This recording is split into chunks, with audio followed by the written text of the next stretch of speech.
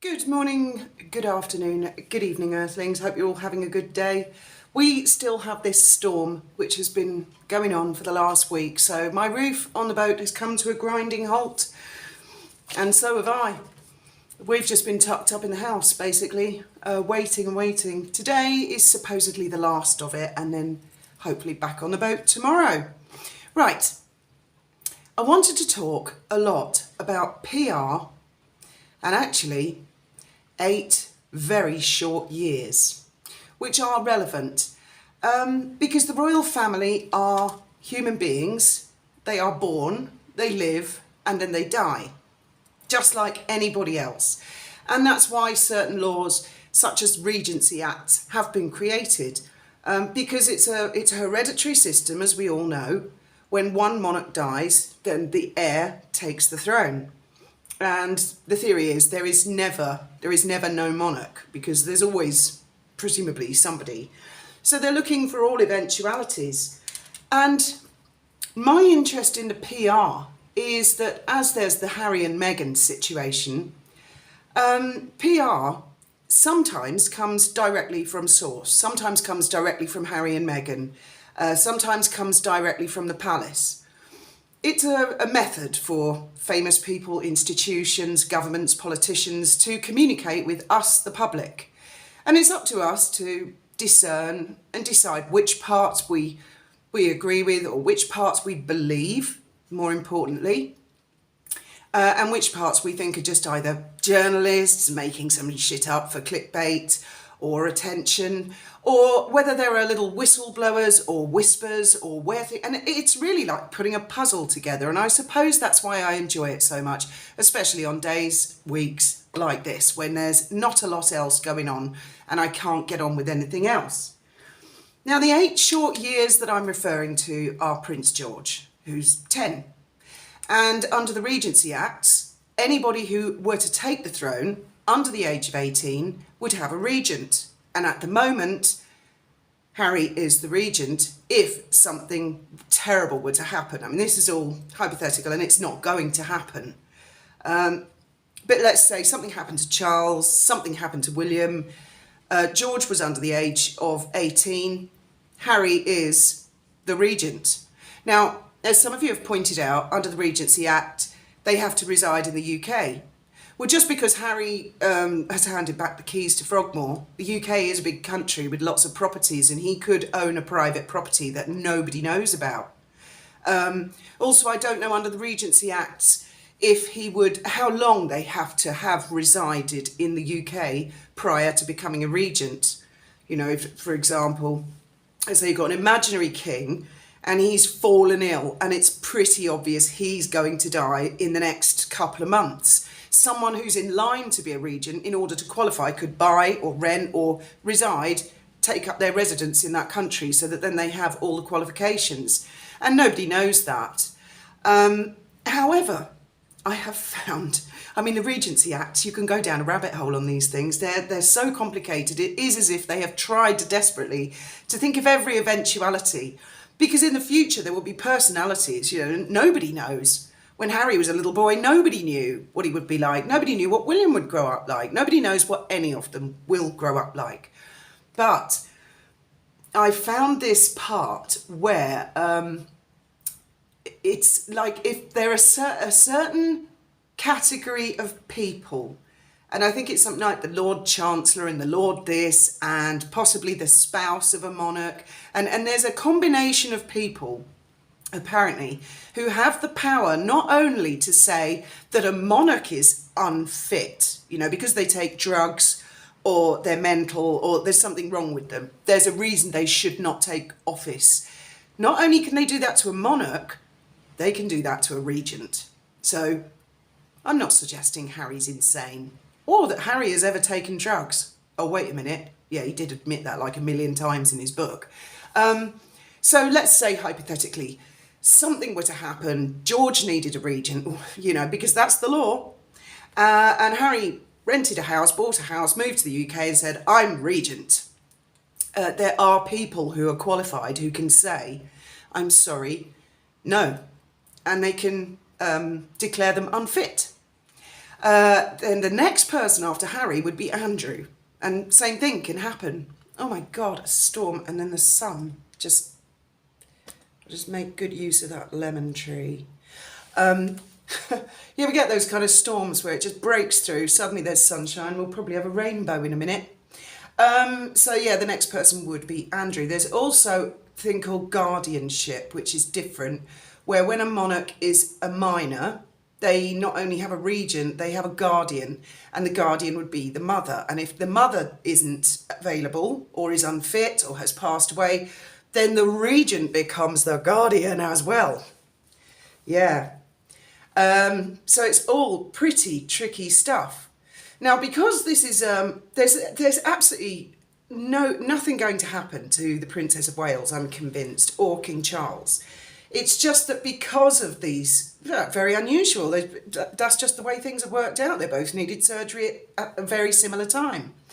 But it has sort of brought into focus something that before everybody was thinking, well, that's never going to happen, is it? And it's good to keep an eye, and this is where the PR comes in. This is why I'm interested, and it's a big reason I'm into free speech. Because if you start limiting what people are allowed to talk about, then it's going to be damaging, very damaging. So when I see blind items from someone like Enty suggesting that Harry wants to go home to the UK and help out because this could be a moment, not to be regent, because there's nothing wrong with William, but it could be a moment to like inch back into the door, and possibly Meghan might feel like that. When I see those kind of blind items, that's not information that's come from the palace. That's whispers around Hollywood, which is very much where they are based. So, I mean, if you want to know, the media, as far as I've ever known, always seems to be several steps behind what the hell's going on with the royal family. What's actually going on behind the scenes is usually them considering things in the future. So that's what I'm keeping my eye on. Not only mainstream media, but whispers, and trying to decipher and discern which whispers could be correct and which might not be correct. Because let's suggest they are correct, that Meghan and Harry would be planning a return, it wouldn't surprise me at all to see Harry on UK shores in the near future. Wouldn't surprise me one bit.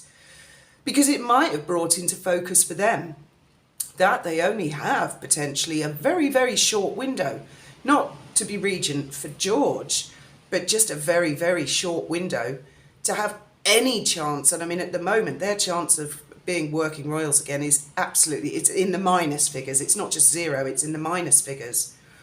And I kind of felt, as soon as I heard about the Princess of Wales, that certain fan bases of Meghan and Harry's would start capitalising and saying dreadful, dreadful things, which they have.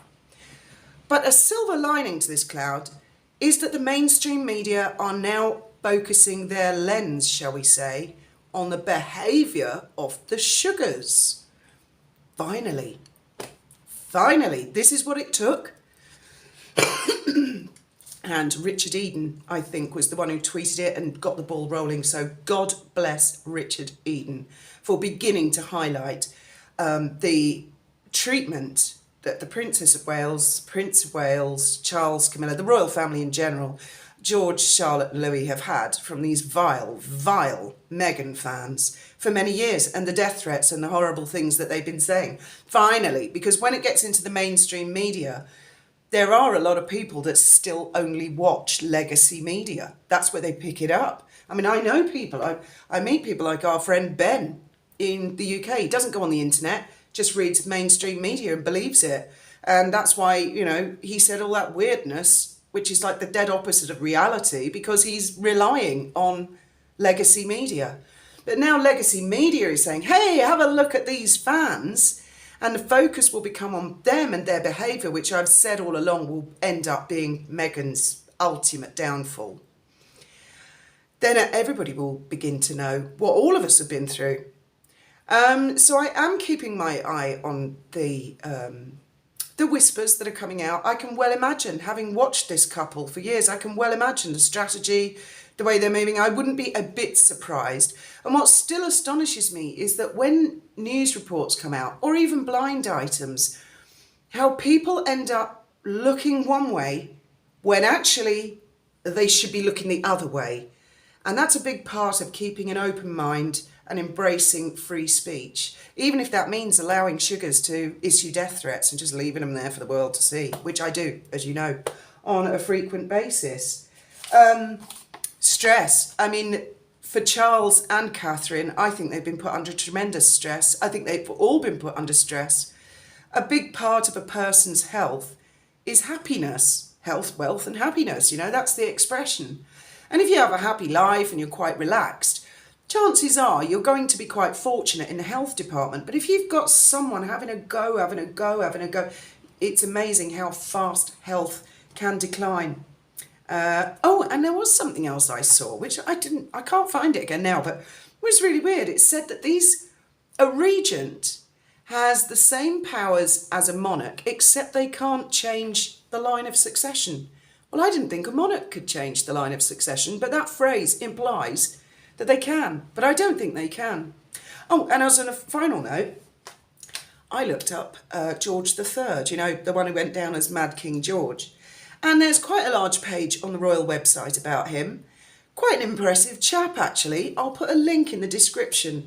It's always worth looking at these things, and as this is on the royal website, I take this as from the horse's mouth because he's one of their relations.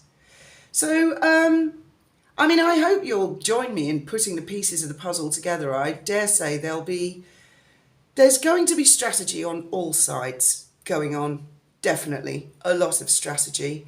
And as always, we all wish all of the royal family well, especially the Princess of Wales, as she's got recovery time. And again, I'm not interested in what her ailment is. The fact is, she's come through whatever it was and she's into healing. Excellent. And let the sugars say their stuff. Let them. Because the world is watching them. And the world will not only judge them, they will judge Meghan Markle. Whether that's just or not, that is the way it will be. As always, thank you very much for listening.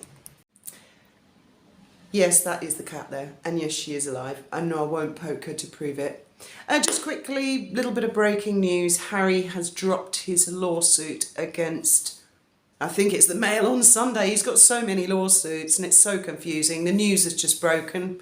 It's Friday today. Now, this particular lawsuit was the one where he tried to go for what do they call it, where they don't go for trial, they just find someone guilty straight away. I can't remember.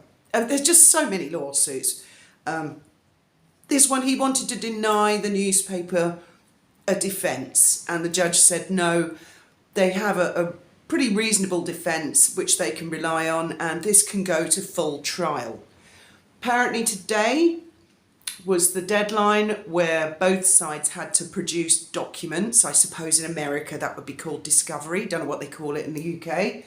And perhaps there were things in those documents he didn't want them to see because it would be detrimental to that particular case, or I think it might have been detrimental to another case. So he's actually damaging one of his other cases, but I forget which one because there have been so many.